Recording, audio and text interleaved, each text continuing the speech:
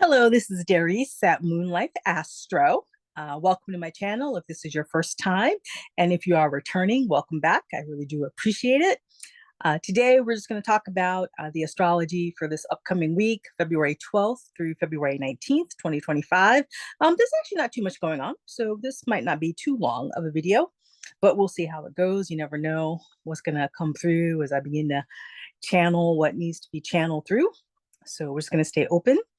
A happy Black History Month. I have meant to say that the last few videos, and I kept forgetting. This Pisces stellium has me a little bit out of it, sometimes a little foggy. That happens. And so if you've been having moments like that yourself the last couple of weeks, it's just a part of the process. So that's what Pisces can do to us sometimes. I was a little confused, a little out of it. But it can also help us tap into our imagination, our ability to fantasize and visualize. So it's cool. It's all good. Today, I want to dive a little bit into the upcoming Venus retrograde, which is going to be beginning March 1st. I'll probably talk more about that next week in more detail. But this week, we can sort of begin to start preparing for that. We're also going to be having a Mercury retrograde in March. And so even though the pre-shadow period of that doesn't start for a little bit, you might want to start preparing for that as well. But mainly the key transits that we have happening this week. Today, the 12th, we have the full moon in Leo. Mercury will be entering Pisces on February 14th. We have Mercury sextiling Saturn February 15th. And we have the sun entering Pisces February 18th. So next week we will officially be in Pisces season. So we're just going to talk about how we can prepare for, like I said, that Venus and Mercury upcoming retrogrades. And then, as usual, go over some practical tips on productivity, planning. And also, I think this is a good week to practice finding our voice, speaking and honoring our truth. But like I said, I'll break it all down as we go through it. So let's just take it section by section here. Today we have this full moon in Leo. I don't know if you listened to my last video, but I suggested maybe doing a full moon ritual where you celebrate your accomplishments from this past year since last February's full moon in Leo. I did that myself for my own full moon ritual. And it was good to actually take that time. I mean, traditionally, full moons represent what's come to fruition since the last 6 months from the new moon prior. But I thought it would be good to actually look at the whole year. It felt like a good time to do that. And it was really helpful for me to see a lot of the things that I had initiated for myself personally and professionally in the past year. And it was nice to take the time to celebrate and honor myself for that. And I would encourage you to do the same as well. I know it's easy to kind of gloss over our accomplishments or to feel like, oh, I got to go on to the next thing. But I think it's really important to just take some time to celebrate the small wins along the way. And if you had some big wins as well, to go ahead and acknowledge those for yourself as well. And now, if you've not had the chance to do that, you can still, of course, do that. The full moon energy will be waning over the next couple of days. And so you can still take advantage of it if you want to do it either today or say, the next night or two or sometime in the morning, whatever works best for you. And it's also still a good time to ask yourself, is there an area in your business or in your personal life where you need to shine brighter? Leo helps us figure out where we want to be seen, where we want to be in the spotlight. Or is there an area of your business that needs to be put in the spotlight? Maybe that's something for you to consider as well. We have Mercury entering Pisces on February 14th, which is also Valentine's Day. So happy Valentine's Day to those of you who will be celebrating. Whether you're in a relationship or not. I know a lot of people who like to celebrate Valentine's with their friends or other single friends. If they're not in a serious committed relationship, you can celebrate with family or friends as well. And my sister usually gets us all Valentine's cards and little treats, which is really sweet. I've always appreciated that she's done that literally my entire life.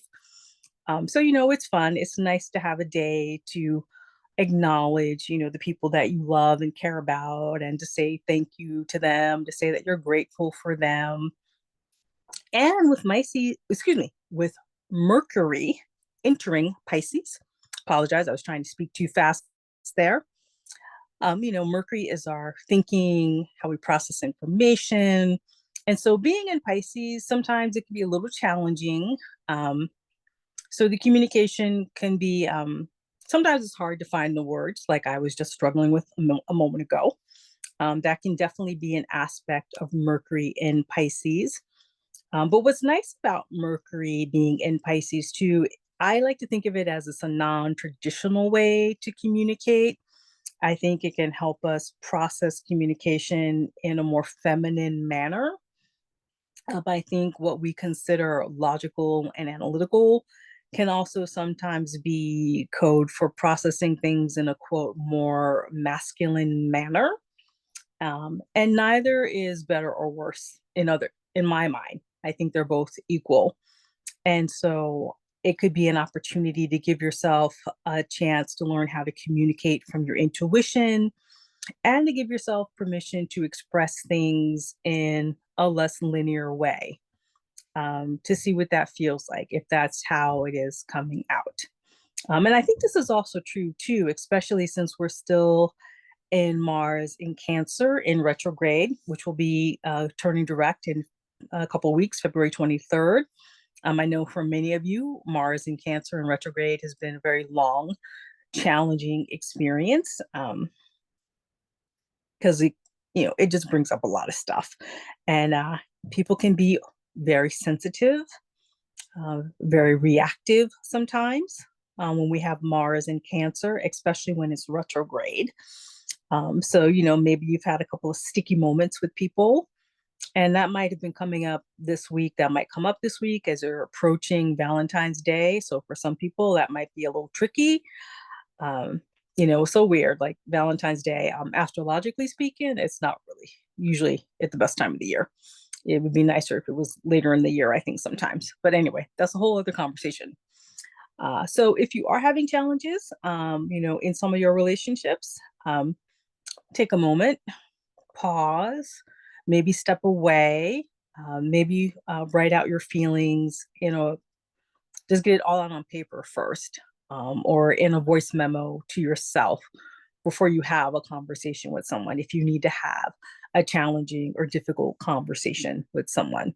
And this could be happening too in your business or in a professional manner as well. If you need to have a heart to heart with a business partner, you know, so especially with Mercury being in Pisces, map it out first. Allow yourself to be in a space where you're not overreacting. This is a good time to pause and to practice that while we have Mercury going through that particular transit. So we also have Mercury sextiling Saturn on February 15th. This can actually help anchor in some of the practical aspects of your communication. This might actually be a good day if you have the time to look at some long-term planning, some strategizing. But again, it is Valentine's weekend, so maybe you're not in the mood for that, and that's perfectly fine. But if you have the time to set aside to do that, maybe if it's just like an hour or so, this energy could be helpful for updating a business plan or a marketing plan, or looking at some of your goals and intentions for, say, like the rest of the quarter or maybe the next upcoming quarter as well. And then we also have the sun entering Pisces. That'll be February 18th. So Pisces season is always a great time to tap into our compassion, our dreams, and where do we want to like amp up our spiritual growth and our spiritual development, especially with everything happening in the world, in the collective. Where are there spaces where you can have or show more compassion, support for vulnerable communities in your community?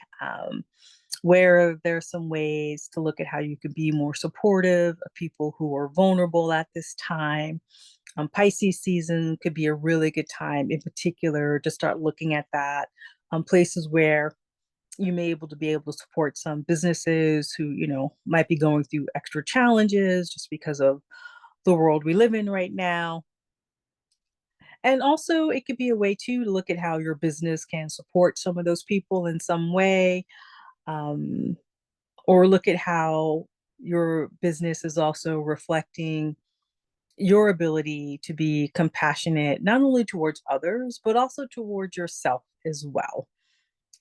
This is a great time to look at the larger vision, like where you want uh, the world to be going. And I'm going to keep harping on this theme throughout all of 2025 in particular, because it's an especially big year in terms of what we're transitioning through, what we're going through as a collective.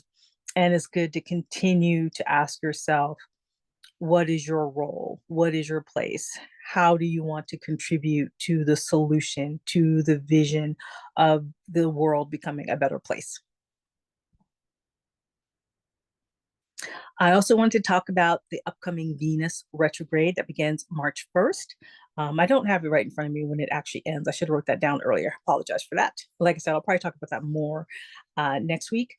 Venus can be about our divine feminine. It can be about our values, our money, our resources. Um, and it can also be about our relationships, both personal and romantic, professional. Typically, Venus retrogrades, they usually do have a reevaluation in particular of romantic, committed partnerships, but you may go through a review of your of your business partnerships as well, or significant partnerships. So this could be a good week to begin thinking about that. What are the primary relationships that you'd like to see have a reevaluation, a reexamination? I also think it's important with the Venus retrograde to look at your ability to receive and to begin to ask yourself what that looks like. And I'm not talking just money either. I'm thinking in terms of your emotional capacity. And like I said, I'll probably talk more about that next week as we move closer towards it. But to just a little something to pique your interest, to begin the wheels turning around some of those topics. In terms of your actual business, you might want to look at reassessing your pricing and your offerings. Are those in alignment with what you think is your worth, your self value? What are the challenges you might have around some of that pricing? Things are just to reflect on. And then we also have the Mercury retrograde, which will be coming up in March as well, and around eclipse season as well. And Mercury, of course, is always about our communications, how we receive information, how we process information, how we digest information. And also during a Mercury retrograde, as people have often said in the past, there can be communications snafus, delays, travel delays. So if you are planning to travel in March, if you're making those plans now, you may want to plan some extra time around those things, have backup plans for delays or overhaul reschedules in particular. Just a little something to start thinking about now. It's never too early to start doing those backups of data, computer systems. If you're looking to buy new equipment for your business, I always recommend people do that before the actual Mercury retrograde. Traditionally, when you do commit to larger purchases, new contracts during a Mercury retrograde, typically you end up having to redo it, or there's usually a key piece of information missing. So if you're looking at starting new contracts, you might want to get that done before like the middle of March. Just a suggestion.